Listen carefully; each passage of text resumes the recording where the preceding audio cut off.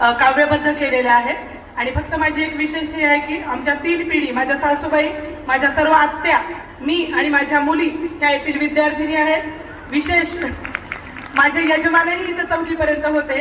ही माझ्यासाठी खूप अभिमानाची गोष्ट आहे. म्हणजे मी खरंच अजूनही गोदावरीतच बागडते आहे. आज गजबजली लातूर नगरी, गोदावरीच्या लेकीच्या आगमनाचा आनंद उत्सव आज घरोघरी. एकच जयघोष सर्वत्र गुंजते ललकारी, गोदावरी गोदावरी गोदावरी. प्रवास आमुचा, बालिका विद्यार्थिनी ते एक नारी, शिक्षणाचे बळ घेऊन पंखात घेतली गगन भरारी.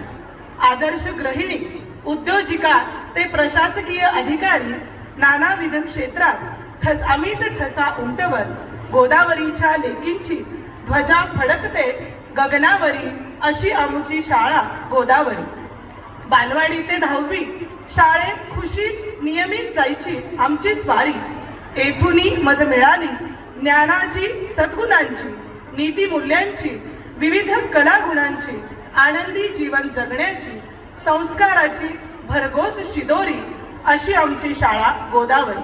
माझ्या माहेरच्या, सासरच्या सर्वांनी घेतले येथे शिक्षण, आजही घेत आहे पिढी न पिढी आम्ही येथील वारकरी. या प्रेमळ नात्यानेच मी विद्यार्थी, शिक्षिका, पालक म्हणून वावरते हक्काने, जशी मी वावरते माहेरी. अशी आमची शाळा गोदावरी. मी याच संस्थेत शिक्षिका आहे.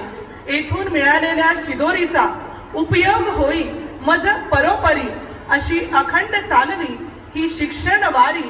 अशी आमची शाळा गोदावरी. या विद्यालयाने आम्हा काय दिले हे वर्णावया पडती शब्द भांडारे अपुरी.